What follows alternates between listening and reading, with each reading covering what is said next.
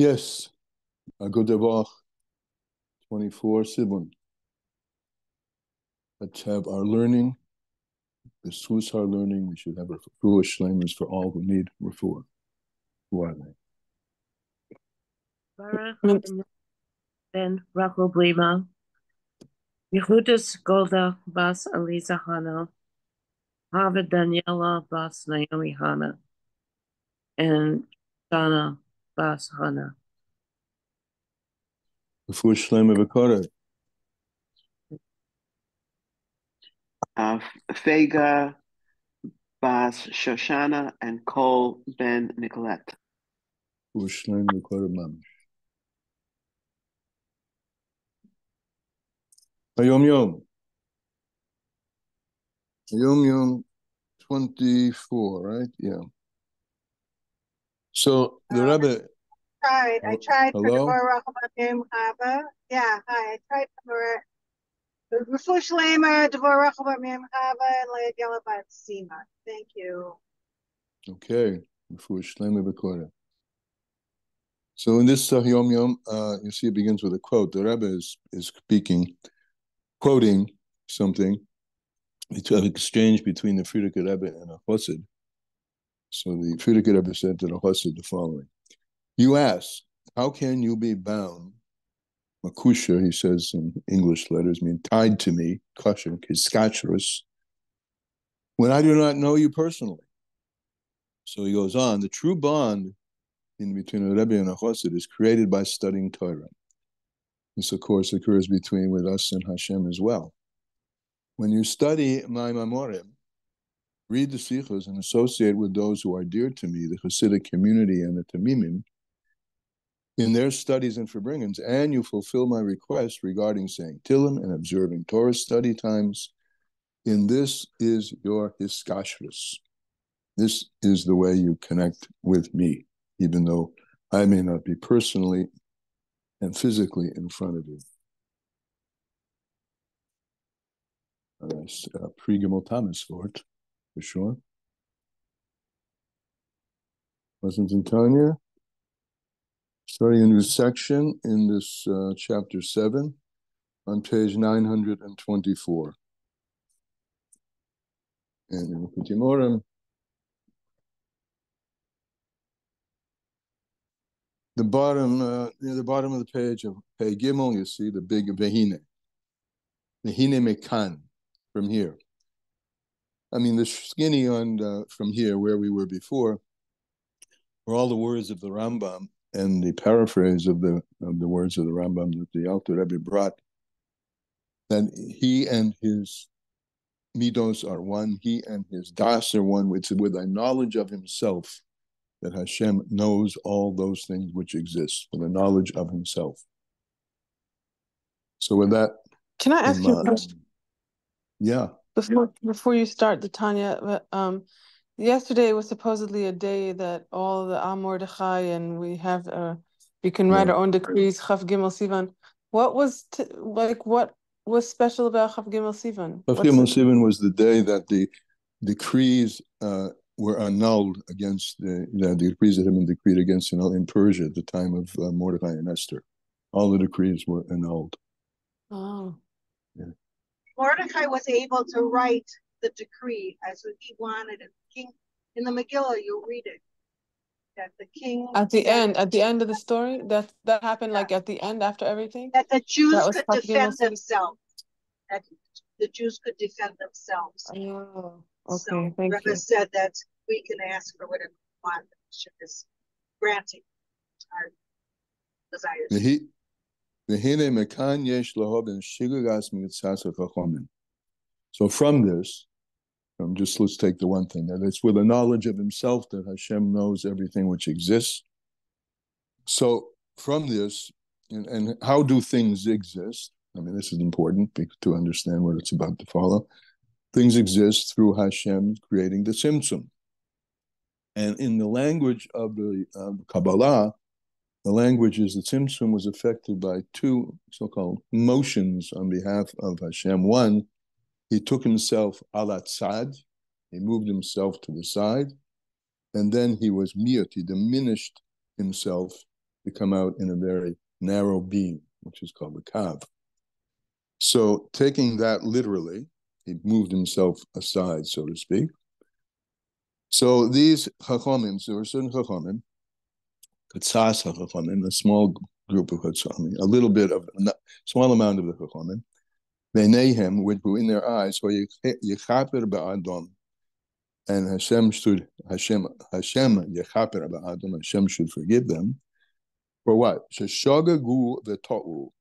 They were shoigeg, meaning they made not a deliberate, an undeliberate mistake. And biyunom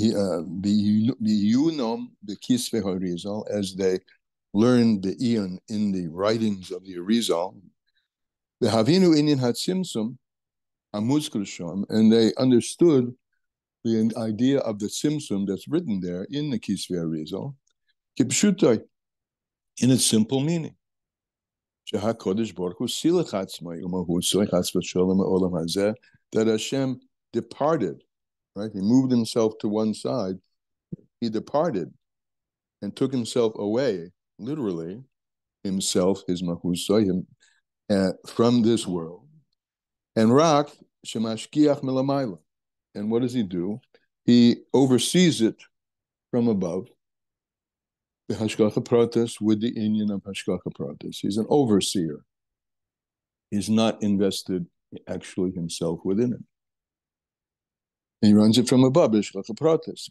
I'll call Yitzurim, and he uses that mechanism of Hashgacha Pratis to watch over and guide all the formations, literally, Yitzurim.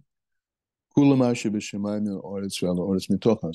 them, all the Yitzurim, the formed things, literally, which are in the heavens up above and on the earth below. That's how they understood the Tzimtzum, called Tzimtzum Kipeshutai. He contracted himself in a very literal way. In the first place, for number one, besides the fact that it's impossible entirely to say the Inyan of Tzimtzum simply. Why? Because number one, Shehum Mikre Haguf. Right? If I said to you, I'm putting myself aside, well, even if I say it that way, besides taking myself to the side, you understand that I'm mevatling myself, so to speak. Either I'm putting myself aside or I'm taking myself and moving it over here. So this is from literally the affairs of the body. And they layered on that understanding of bodily affairs, ala Kodesh Baruch Hu, on the Holy One, blessed be He, Hanivdal Behem, which Hashem, the Holy One, blessed be He, is separate from all of these things. Ribet of Abas Abdalis, tens upon tens of thousands of divisions ad in Kates. You can't make that kind of imposition of a physical model on top of Hashem. In addition to that, besides that they did that, he says it doesn't make any sense, basically. I'm translating. It's not with any kind of knowledge that they really said this. It doesn't make any sense. Why? Because the awareness that we have of Hashem is ultimately not through Seichel, right? And why this is called Shar Yichud Ve'amuna. It's primarily through Amuna, because Hashem is beyond Seichel. And they understood it. And since they are believers, the sons of believers, it's a mistake to try to understand the essence of Hashem's operations purely through Seichel, since we have this function of Amunah. And our Munah tells us, so again paraphrasing and alluding to the words of the Rambam,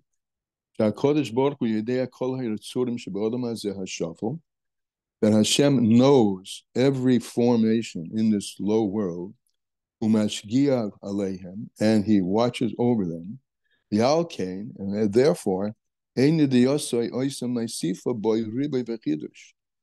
a result of which, their existence, His knowledge of them, as the Rambam said, doesn't add anything to Him.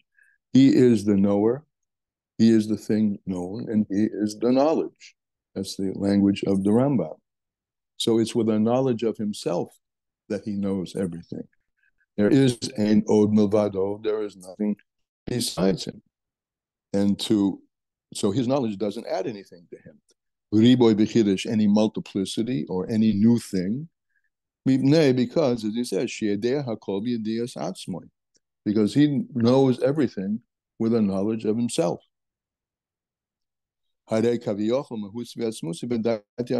So, if we can say such a thing, which is we do say, his essence and his very self and his knowledge, everything is one singularity. Shar hayichud. And Emunah is the gate to receiving that, living with that. That's today's Tanya. Very short. Short and sweet. Okay, questions, comments? We don't come across this too much in our learning, consider this, but it's something that had to be dealt with, and here we're dealing with it really short. It's dealt with at length in other places, because these, as he said at the beginning, the people who believed this and made the mistake were Chachamim, and who learned Kabbalah, and it's a big deal whether you take Tzimtzum Kipashutay, the simple meaning Pashutay, which would have Hashem removed from the earth, from all creation, or Loi Kipashutay, that he's still involved. And of course, the point of view of the Arizal, which is the Kabbalah that we follow generally, is that there is nothing else besides him, and therefore his very being is intimate with everything in creation. All right? So again, not again, but ergo, therefore, so what? What do we do with this? Rosa, what do you do with this? No, my question is, we say Memkomcha Malkeinu Sophia. Hashem be revealed from your place. Mm-hmm. So I was wondering about that after we started to learn this, the whole chapter. I'm looking at it on Shabbos, and I'm now like wondering. Yeah. From your place, meaning from your place is that his essence should, the awareness of that his essence is in everything, meaning his place.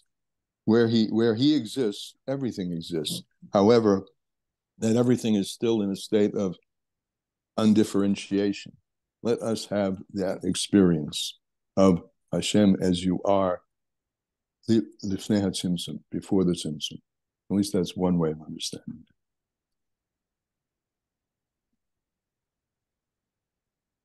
Does that work? No comment? I'm just saying, like, the Urechein would be to figure, to, when you pray, to have it, have in mind, have this, to put this knowledge that we're learning into your tefillah. Okay, good. That's okay, sure. So it's a bechein to put this knowledge into one's frame of mind when one prays. Hashem is there here. He, which is, remember to use that word place, remember the expression that's brought by Chazal, that the world is not his place, he's the place of the world. And therefore, since he's the place of the world, he is immanent and here. And yes, a good, very good kavanah. Thank you. Anybody else?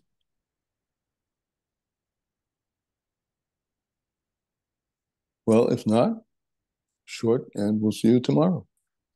Bye-bye.